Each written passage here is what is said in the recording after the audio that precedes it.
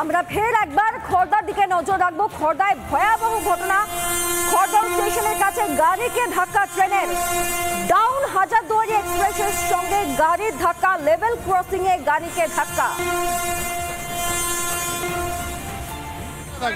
আমি যদি গেট ভেঙে ঢুকি তাহলে আমার ক্ষতিটা গেটটা ভেঙে বেরিয়েও যেতে পারি।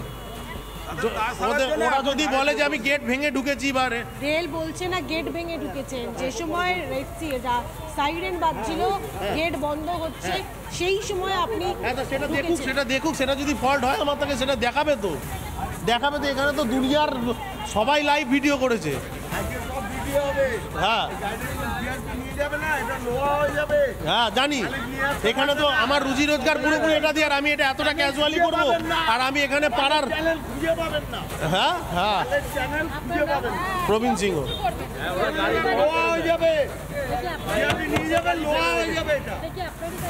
না, এটা মালিকের গাড়ি।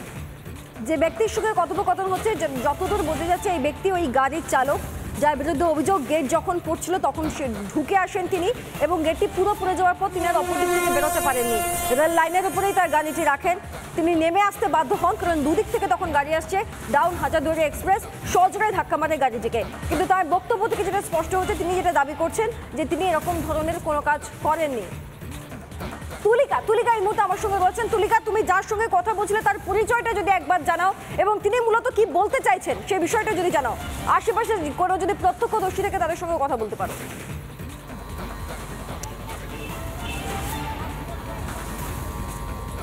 দেখো, এই মুহূর্তে যে গাড়ি তুমি এই মুহূর্তে দেখতে পাচ্ছ, আমার ভিডিও জার্নালিস্ট পার্থ রায় সেই ছবিটা দেখাচ্ছে। এই গাড়িটাই কিন্তু সেই সময় হাজারদুয়ারি এক্সপ্রেস এই গাড়িতেই কিন্তু ধাক্কা মারে, এবং যার সঙ্গে আমরা কথা বলছিলাম তিনি কিন্তু এই গাড়ির চালক, তবে মালিক অন্য।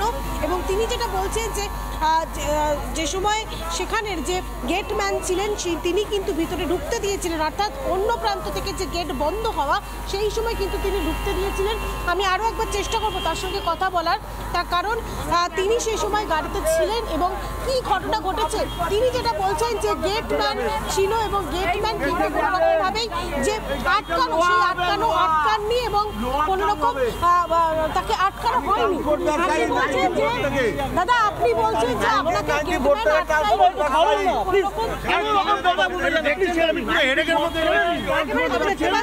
কোনোরকম ভাবে এই মুহূর্তে তিনি কিন্তু কোনো কথা বলতে এই মুহূর্তে রাজি নন। এবং তবে যে চালক, সেই গাড়ির চালক তিনি বলছেন যে সময়, আমি আরো একবার পার্থকে প্রথমে একটুখানি গেটের যে ছবি, সেই গেটের ছবিটা একটুখানি দেখানোর কথা বলবো। যে খড়দা স্টেশনের যে ক্রসিং লেভেল তুমি দেখতে পাচ্ছ, যে লেভেল ক্রসিং, সেই অন্য প্রান্তের যে গেট, সেই গেট যখন বন্ধ হচ্ছে তার আগেই তাকে ঢুকতে দেওয়া হয়, এবং এই যে গেট তুমি দেখতে পাচ্ছ, এই লেভেল ক্রসিং এর গেট বন্ধ।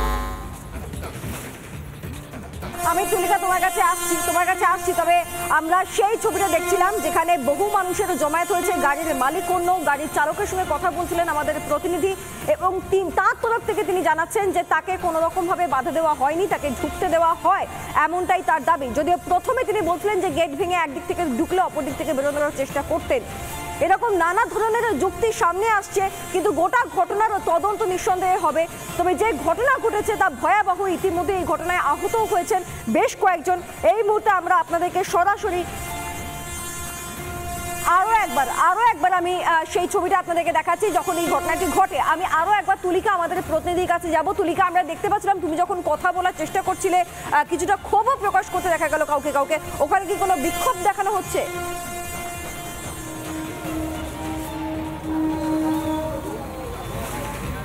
দেখো, বিক্ষোভ নয়, কিন্তু যারা এখানকার স্থানীয়রা রয়েছেন বা তার যা পরিজনরা রয়েছেন, অর্থাৎ এই গাড়ির যে চালক, সেই গাড়ির যারা চালকের পরিজনরা রয়েছেন, তারা মূলত বলছেন যে, বা চালক যিনি ছিলেন, এই টাটা সুমোর যিনি চালক ছিলেন, তিনি যেটা বলছেন যে সময় এই ঘটনা ঘটে, অর্থাৎ যে লাইন, যে গেট, সেই গেট বন্ধ হওয়ার আগেই তাকে ঢুকতে দেওয়া হয়েছিল, এবং অন্য প্রান্তের যে গেট, সেই গেট কার্যত বন্ধ করে দেওয়া হয়েছিল। সুতরাং এই ঘটনা তার কোনোরকমভাবে এই ঘটনায় কোনো দোষ নেই, সেটাই তিনি বারংবার বলছেন। তার বিরুদ্ধে যে রেল কর্তৃপক্ষ ইতিমধ্যেই এফআইআর দায়ের করেছে, সে বিষয়ে তিনি বলছেন যে কোনোরকমভাবে এই এলাকার সিসিটিভি ফুটেজ দেখানো। একদমই একদমই সেই ছবিটা আমরা তোমার সঙ্গে দেখছি। আর পাশাপাশি আপনাদেরকে জানিয়ে কি এখনো অব্দি গাড়িটা সেখানেই একদিকে রাখা রয়েছে। রেল চলাচল মেইন লাইনে আপাতত স্বাভাবিক হয়েছে কিছুটা বলেই খবর, তবে দীর্ঘক্ষণ ট্রেন চলাচল বন্ধ ছিল। খড়দায় গাড়ির সঙ্গে রেলের সজোরে ধাক্কা, গাড়ির পিছনের অংশের সঙ্গে, এবং গাড়িটি লাইন পেরিয়ে অপর দিকে বেরোতে পারেনি, গেট পড়ে যায় এবং গাড়ির পিছনের অংশটি স্পষ্টতই দেখা যাচ্ছে যে রেল লাইনের উপরে রয়েছে। ডাউন হাজারদুয়ারি এক্সপ্রেস আসছিল এবং সজোরে ধাক্কা মারে এই গাড়িটিকে, গাড়িটি সেখান থেকে সরে যায়। দেখুন সেই মুহূর্তে চলে এই ঘটনায় যারা সামনে আশেপাশে দাঁড়িয়েছিলেন তারা বেশ কয়েকজন আহত হয়েছেন বলেও খবর। আমি আরও একবার তুলিকার কাছে যাব এবং তুলিকা তোমার সঙ্গে এই মুহূর্তের ছবিটা দেখবো।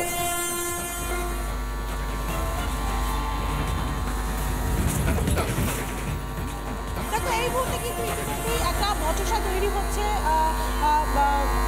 যারা রয়েছেন এখানকার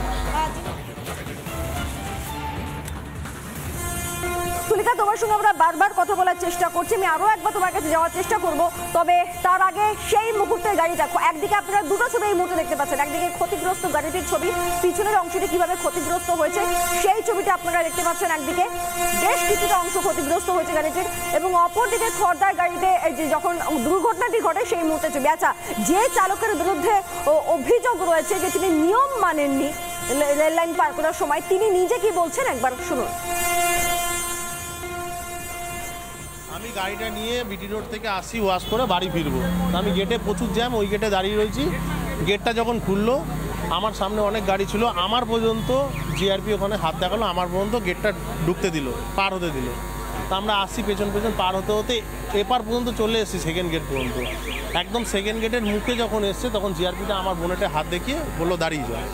তা আমি বললাম গেটটা না পার হয়ে দাঁড় করবো কী করে, আর দাঁড় করানোর সাথে সাথে গেটম্যানকে সিগন্যাল দিল, উনি গেটটা ফেলে দিল, আমার গাড়িটা ভেতরে। তা আমি ভাবলাম যে হয়তো 1 আর 3-এ ট্রেন দাঁড়িয়ে রয়েছে, ইমিডিয়েট বের করতে হবে, সেই অর্থে আমার গাড়িটা দাঁড় করিয়ে দিল। আমার এফআইআর করছি কিসের জন্য, আমার ফল্ট কিসের, আমি কি গেট ভেঙে ঢুকেছি? আর আমার যদি নামে এফআইআর করে তাহলে গেটম্যানকে ডাকুক, গেটম্যান পালিয়ে গেল।